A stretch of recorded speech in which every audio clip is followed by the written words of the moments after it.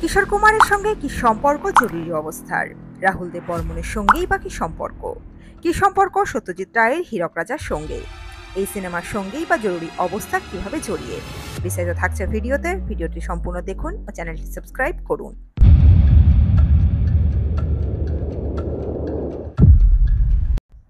1975 25 June জরুরি অবস্থা জারি করা হয় দেশে। भाइयों और बहनों, राष्ट्रपति जी ने आपातकाल की घोषणा की है। इससे आतंकित होने का कोई कारण नहीं है।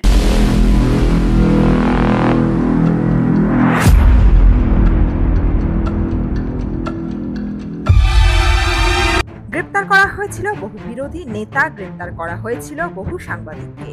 গণতন্ত্রের কণ্ঠ রোধ করেছিলেন তৎকালীন ইন্দিরা সরকার।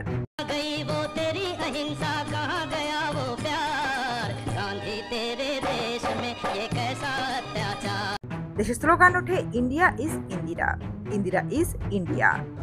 উন্নয়নের নামে জোর করে নির্বীজীকরণ প্রক্রিয়া চালু হয়। রাজধানী দিল্লি সহ দেশের বিভিন্ন প্রান্তে গরিব মানুষের ঝুপড়ি বস্তি উচ্ছেদের নামে সরকার সরকারি প্রকল্পের ঢালাও প্রচারে বলিউড সুপারস্টারদের মুখ কাজে লাগায় তৎকালীন সরকার। গীত ভারি শাম যে অনুষ্ঠানে রাহুল দেব বর্মন, আশা ভোঁসলে, দিলীপ কুমাররা অংশ নিয়েছিলেন।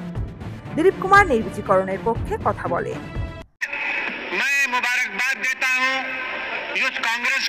কিশোর কুমারকে অংশ নিতে বলে তথ্য ও সম্প্রচার মন্ত্রক।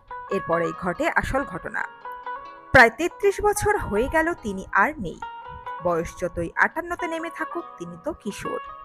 গোটা ভারতের আওয়াজ তিনি, বাঙালিরও গর্ব। কত বছর পেরিয়ে গেছে, মন খারাপ হোক বা আনন্দের মুহূর্ত, আজও বেজে ওঠে সেই সব গান। কিশোর কুমার মানেই ছিল একই আয়নায় বিভিন্ন, তবে এই গল্প কিশোর কুমারের জীবনই নয়। সাইন কার্ভের মতো ওঠানামা করে মানুষের জীবন, কখনো আলো আবার কখনো ঝড়ের দাপটে ভেঙে যায় জানলা।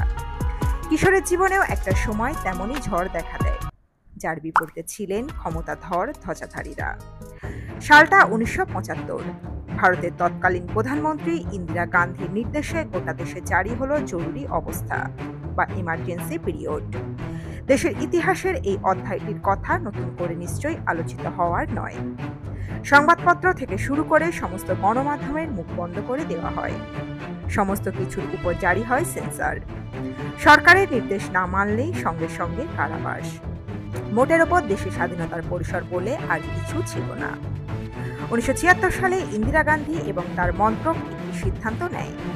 তাদের সরকারের তো কিছু বলার জায়গা আছে, দাবি দাওয়া আছে। ইন্দিরা গান্ধীর বিখ্যাত 20 দফার নীতি রয়েছে। সেই সব সাধারণ মানুষদের কাছে আরো বেশি করে পৌঁছতে হবে, আর সেই কাজটা করতে পারবে সেলিব্রিটিরা। সেই সময় বলিউড জগতে যাদের জনপ্রিয়তা ছিল তুঙ্গে, স্বাভাবিকভাবেই তাদের দিকেই নজর পড়ল সরকারের। 70-এর দশকে গানের জগতে কিশোর কুমার সমস্ত কিছু ছাপিয়ে দিয়েছিলেন। একদিকে তিনি, অন্যদিকে মোহাম্মদ রফি, দুজনে মিলে একের পর এক স্মরণীয় গান গেয়ে চলেছে। এদিকে সঞ্জয় গান্ধীর সঙ্গেও ভালো পরিচয় আছে তাঁর, সুতরাং খবর গেল কিশোরের কাছে। সেই সময়ে তথ্য ও সম্প্রচার মন্ত্রী ছিলেন ভিসি শুক্লা।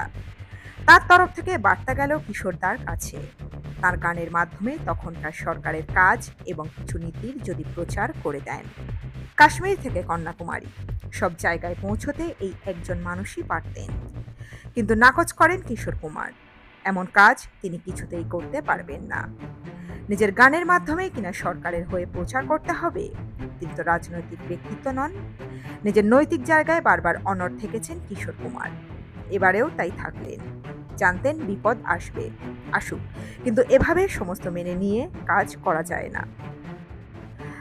যথাসময় ভিসি শুক্লার কাছে খবর পৌঁছল, অতঃপর ইন্দিরা গান্ধীর কাছেও। এরপর যা হওয়ার তাই হলো।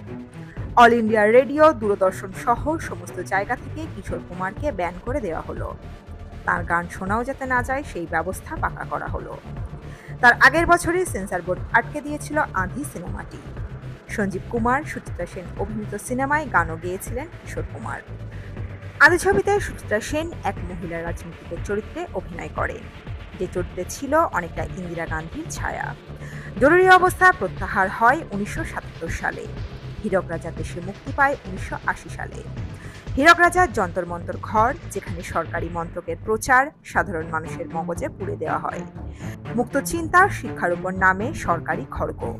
অবশেষে 1976-এর মার্চের পর যখন জরুরি অবস্থা 1977-এ উঠল, তখন আবার কিশোর কুমার ফিরে এলেন গানে। আঁধিও মুক্তি পেল। কিশোরকে কখনো দমিয়ে রাখা গেছে, আজও তার দৌড় চলছে সমানভাবে। আর রাজনৈতিক মহড়া, সেটাও তো চলছে সমানভাবে। गांधी तेरे देश में ये कैसा अत्याचार।